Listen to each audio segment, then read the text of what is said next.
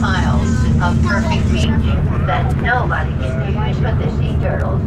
We have the world's largest sea turtle nesting right here at Kennedy Space Center. Just an awesome, awesome thing. Between May and October, we're pretty quiet out here, so we do not disturb anybody. Oh, they all went to Macy's shopping. I know where they're at. Okay. All right. Up above us, 250 miles into space, is the International Space Station. It goes around the Earth every 90 minutes. That's a lot of sunrises and sunsets, I'll tell you. But there are 6 astronaut scientists up there right now. They stay for 6 months at a time, and we've had astronauts in space for over 15 years, believe it or not. But they're up there learning how to do all kinds of things without gravity, and that's very, very difficult. They're learning how to make water, how to grow vegetables, and mostly how to take care of their bodies. Their bodies lose bone density and muscle power while they are in space, so when they come back to Earth and gravity, they are in pain. It takes them a couple of days to acclimate themselves to get ready to walk around down here on Earth again. Scott Kelly, the astronaut, went up to the International Space Station and stayed for 1 whole year just to see what happened to his body. He's back, he's doing fine, and I don't know what the experts found, but he's doing good. That's all that matters. Up here in front of us is our future. This is where we're going tomorrow. This is Launchpad 39B. It used to look like 39A, but we tore it all down, hauled it all away, and now we have what you call a clean pad. Anybody can launch from this launch platform. If you have a mobile launching platform, a mobile launching tower, and a rocket, you can launch from here. I don't know what it costs you, but you can. Those 3 lightning stacks are over 600 feet tall, and there's an inch cable in between them to help deflect all the lightning to the ground. If we're real lucky, the rockets will only send a couple of days, and we'll have nothing but pure sunshine while they're out here. That would be good. But way, way, way back before they tore down Launchpad 39B, John Glenn, at the age of 77, launched from this launch platform and went to the International Space Station and stayed for 2 weeks. He is the oldest man astronaut into space, and he is the last of the Mercury 7, if you remember them. He launched in the 60s from the Launchpad 39A.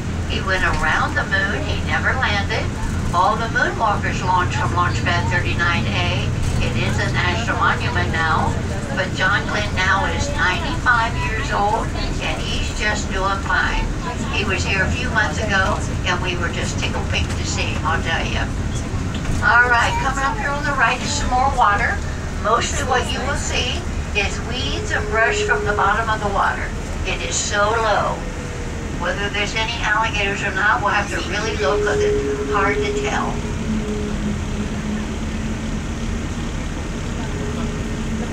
Well, I don't see anything that looks like an alligator to me. All right, well, let's try the creek here, or the canal, see if there's anything in there. Nope, I didn't see anything.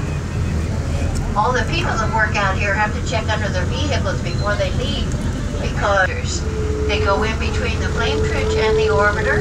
They help deflect all the flames and the water down through the flame trench. They are 4 inches of solid concrete, and this is what happens to them in the heat. They melt. That's really hot heat to melt concrete, I'll tell you. We don't know what they're going to do with them. They're just sitting here, so we talk about them. Don't sit still. We'll talk about them. Look at the top of Launchpad 39B. That tall, skinny tower is actually an elevator. This is how the astronauts are going to get into the rockets when we start launching from here again. And over here on our right, this is Crawlerway B. It is 4 miles long. The other one, remember, was 3.5 miles. And over on the left is Launchpad 39A. It is 1 mile away. Everything out here is designed for safety. If it isn't safe, it doesn't happen. That's all there is to it. We're going to watch a video telling you more about what's going on out here at Launchpad 39B, so enjoy. Preparation for the future is obvious, as at Launchpad 39B. Built as an identical pad to 39A for the Apollo Saturn V rocket, Pad B was also updated for the Space Shuttle program. 53 shuttle missions launched from this pad, including 12 missions to help construct or resupply the space station. Today, the pad is being modified for the Space Launch System, or SLS. It will be used for NASA's deep space missions beyond Earth orbit, including the capture of an asteroid and, eventually, human exploration of Mars. 3 600-foot-tall masts were built near the pad to provide lightning protection to the vehicles prior to launch. Both the fixed service structure and rotating service structure that were built for the shuttle have been removed, making it more flexible and able to support many different launch vehicles. Below the pad is a 4-story facility that houses the infrastructure needed for launch, including power, hydraulics, and water. Several miles of outdated wiring and cables have been removed and replaced with high-speed fiber optics. The first SLS mission carrying a crew aboard the Orion spacecraft is set to launch on a 3-week trip to orbit the Moon to demonstrate the capabilities necessary for NASA to conduct an asteroid retrieval mission. SLS vehicles will evolve to support human deep space missions, in addition to robotic missions and astronomical observatories. In the past, such missions have been limited by the size and capabilities of existing rockets. The SLS payload carrier is large enough to hold 9 school buses. And for NASA's missions to the outer planets, its larger propulsion systems would enable more direct trajectories, reducing mission travel time and increasing actual mission time by years. Previous spacecraft have had to make multiple gravity assist maneuvers around the inner planets to reach the velocity needed, costing valuable time. Sweet and sour, I expect. All right, ladies and gentlemen, we are coming to the crawler wave. I cannot stop, but I can go really slow. You can get pictures. This is the once-in-a-lifetime happening view because you'll never see this anywhere else in the world. We're the only ones that have it. And that might not be long. Who knows? Out here every day something changes.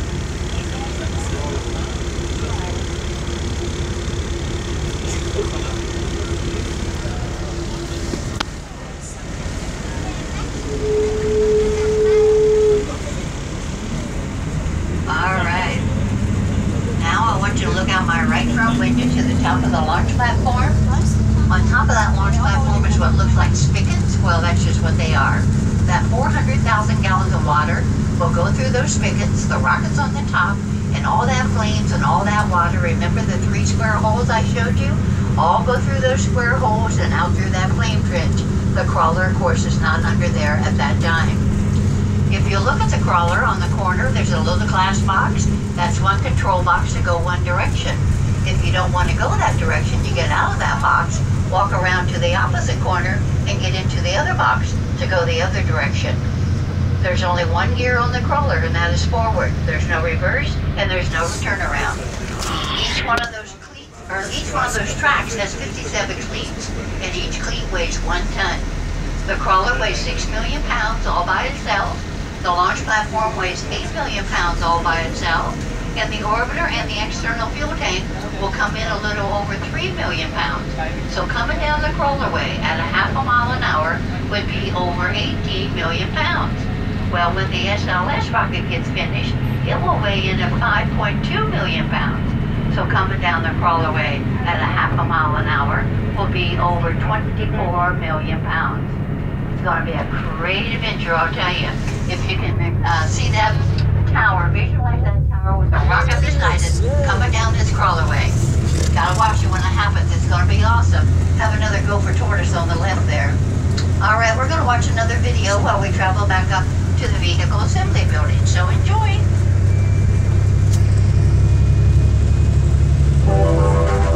Since the end of the Space Shuttle program in 2011, Pad 39A has begun yet another transformation. Commercial developer SpaceX is modifying the pad to launch a larger version of their Falcon 9 rocket called the Falcon Heavy. SpaceX is also building a crew capsule capable of carrying astronauts and will be launching crews to the International Space Station as part of NASA's Commercial Crew Program. Another commercial provider to support NASA's crew transportation is Boeing. They named their capsule the CST-100. Like SpaceX, Boeing's capsule will begin flying to the station later this decade. They will launch from Cape Canaveral Air Force Station just a few miles from here on a modified Atlas V rocket.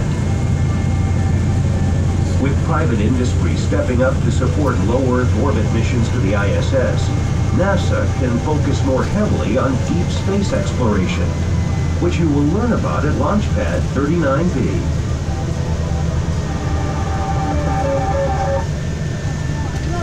All right, ladies and gentlemen, out my front window is the Vehicle Assembly Building. It is the world's largest one-story building. It is 525 feet tall. It sits on 8 acres of land, and you can get the doors, 2 on this side and 2 on the opposite side, are the world's tallest doors. They are 456 feet tall, and they will take 45 minutes to open all the way up. This building was designed for the Apollo Saturn V rocket that you're going to see at the end of your tour. And when that rocket came through those doors, it only had 6 feet to spare. That's how big it is.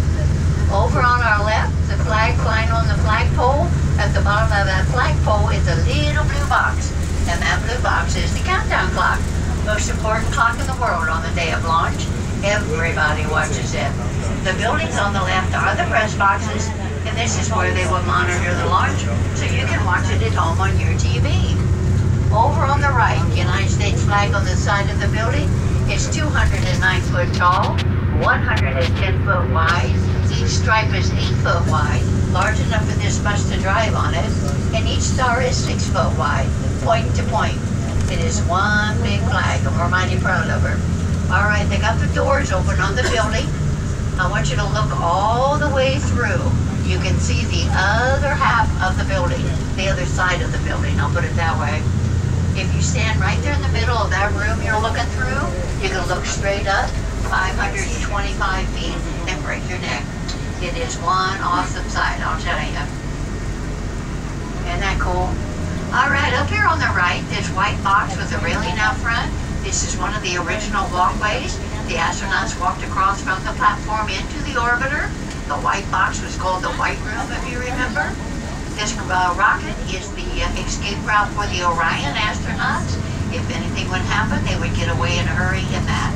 And this green tank was the escape route for the orbiter astronauts. All 7 of them would get in there if anything had happened. Luckily, in 50 years, we never, ever had to use it. Let's hope another 50 years go by before we do. All right, over here on the right, this white building with the blue canopy, that's the most important building out here. All the big decisions are made in there. Anybody know what it is? How about the lunchroom, cafeteria? It's really hard, big decision. All right, we're gonna watch another video while we travel along here, so enjoy.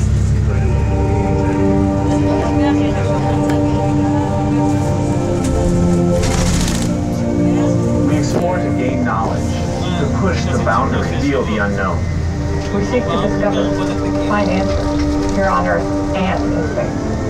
Was Mars once an Earth-like planet with water and an atmosphere? What happened? Can the same thing happen here on Earth? What about asteroids? Is there something we can do to prevent a big one from colliding with Earth? We can go to Mars in our lifetime and answer some of humanity's fundamental questions about life beyond Earth. Robots are doing great work exploring our solar system, but eventually, we want to be able to put a person on the ground.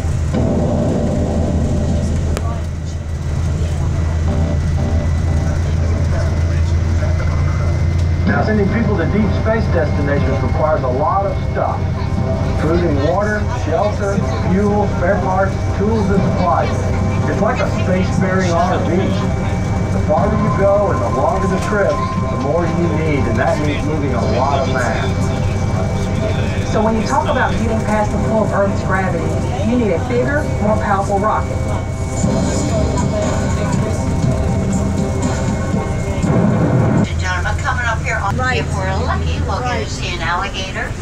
for some manatees. They are, just their noses come up the manatees that for them to breathe. וישנו יראה את זה כי הכל התלבן. That's them breathing, coming up to breathe. If you see it, I don't see an alligator. Did anything come up? הכל אצלי לבן, לא חסר. Doggone it. Well, on your way back to the visitor center, check on the other side. You might get lucky. The larger evolved version of SOS can carry a habitat, larger solar array, additional propulsion, you name it. It's really a versatile rocket. Yeah, it was.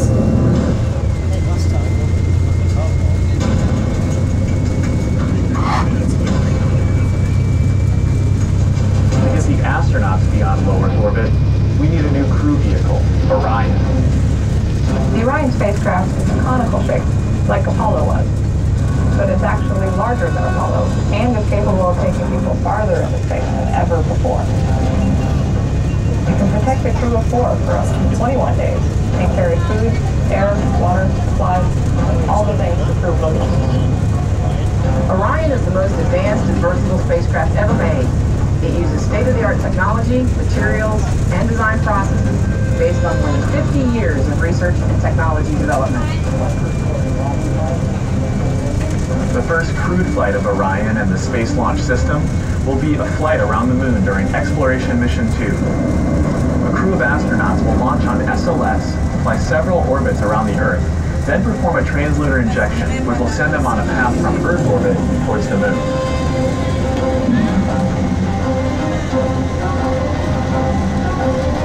Once the crew gets near the moon, Orion will pass within 60 miles of the surface, and from there, Orion can enter into a high lunar orbit, several thousand miles from the surface.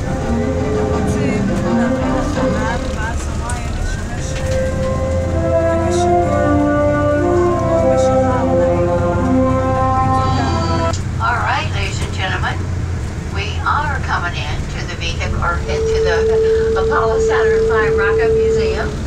When you get off the bus, you're going to go through the big steel doors, watch a movie for a few minutes, then you're going to go into the next room, watch a mock-up of a real-life launch, then you're going to go in the launch plaza and see the real-life Apollo Saturn V rocket. It is one awesome sight. Check around, make sure you have all your personal belongings, please, because you will be on a different bus the next part of your tour. And I thank you for riding with me today. I hope you enjoyed your tour and you have a fun day. Thank